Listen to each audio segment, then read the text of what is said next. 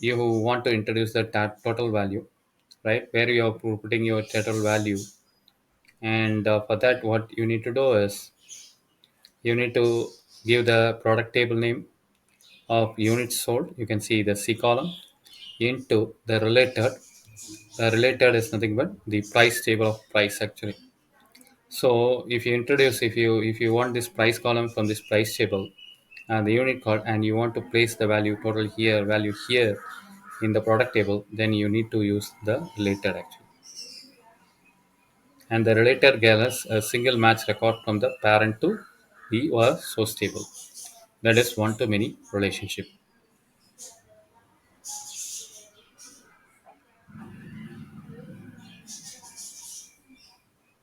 You can see how we make this.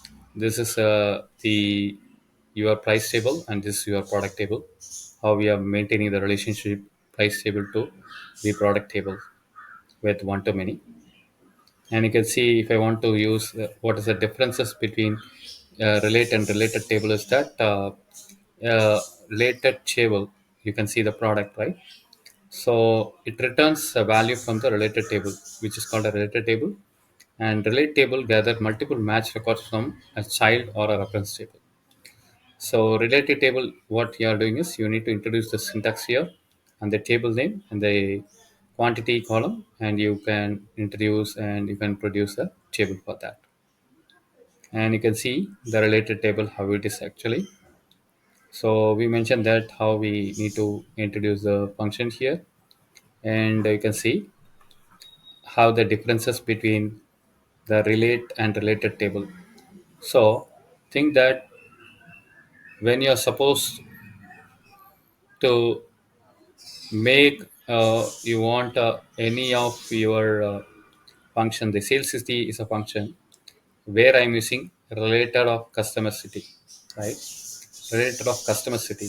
So I am on the multiple side. This is on the multiple side.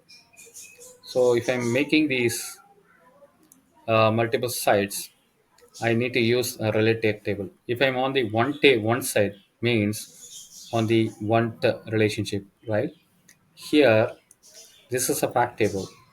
If I want to derive a column in your uh, dimension table, you need to use related table.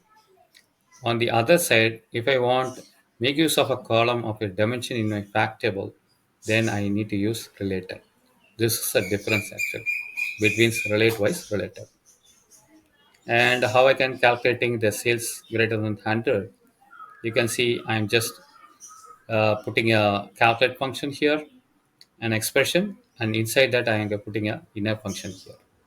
So you can see a calculator, and I'm taking the sum of sales actually. The first I'm taking the sales, which is nothing but 8535598, and I'm selecting the quantity, the sales quantity. Here you can see, right? This is the value which is greater than 100.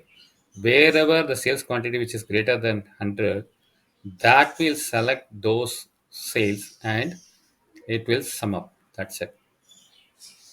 And you can see the order of evolution in context calculated DAX actually. This is a very interesting one, and you can see sales as a slicer here. And if I want to calculate a sales country France, so I'm just calculate, and I'm using the table name and total sum, and I'm using the a geographical table, and the column name equal to France. Means the two tables involved here. One, the geographical one is nothing but you can see the values here, and the other thing is here I'm using all functions here, right? You can see the differences between the sales of France and sales France using all, right? So what happen is if you introduce the geography of France, right? You can see the syntax of both. Here the only one thing is difference is that I'm using a filter here, all of geography country, geography equal to France. So what happen is if the presence of all means the filter will ignore the outer filter on the country and replace with country equal to France. So that's how it will work actually. So here, when you're using a calculator function, it will override your outer filter, right? Override your outer filter context and replace it with a country filter. The filter argument of calculates or at the table level. Let's say you can see right France equal to 18950. So it will display the 18989 value across all this thing, right? It will override of this your thing actually. And here I'm using a filter on top of that and producing a same result equal to France. Here also I'm getting the sales France using all actually. So the one difference is I'm using a filter here and yeah, I'm using a directly filter here.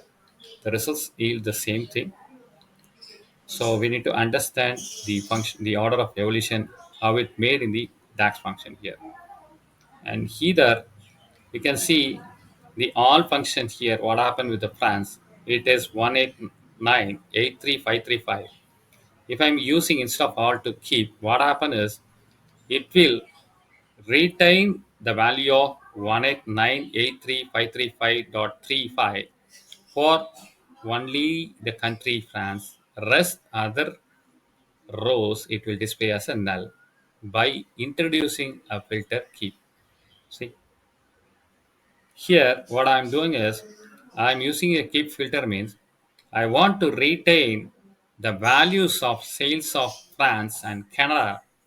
Rest other thing I'm ignoring means keep the value of the corresponding dimension value and rest other as a blank. So that's the thing we make keep filter we are using. If I'm making all, that will display all values here. Okay, and you can see the order of evolution in a nested country how it has happened.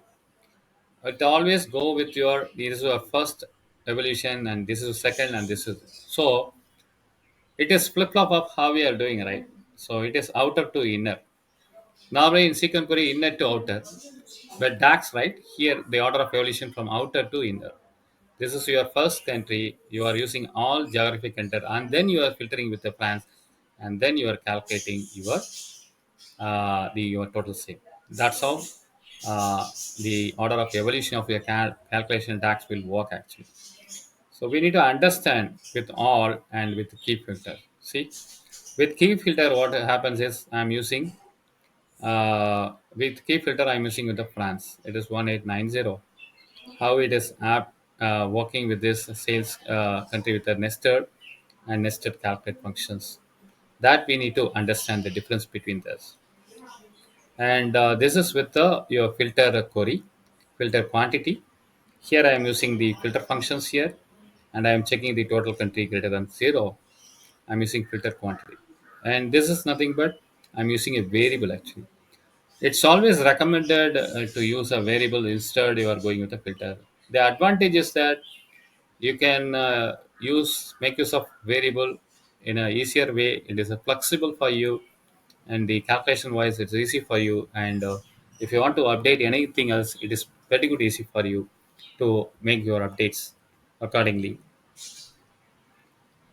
and you need to think about this thing in your mind when you're doing with a DAX. What's your initial filter context and what's your measure and what your new filter context and then do the calculations. Hope this would be a nice presentation which I am like to predominantly think about for the citizen developer who want to understand what is context and what is filter context, row context, query context, and what is DAX, what is measure, what is calculated column, and how it is related, how we can easily understand between the measures and calculations, table name, how we can use all, keep filter, and relate function, related function, all the concept, key concept, fundamental concepts would any citizen developer need to know about it. That's the purpose of this agenda and the presentation. Thank you.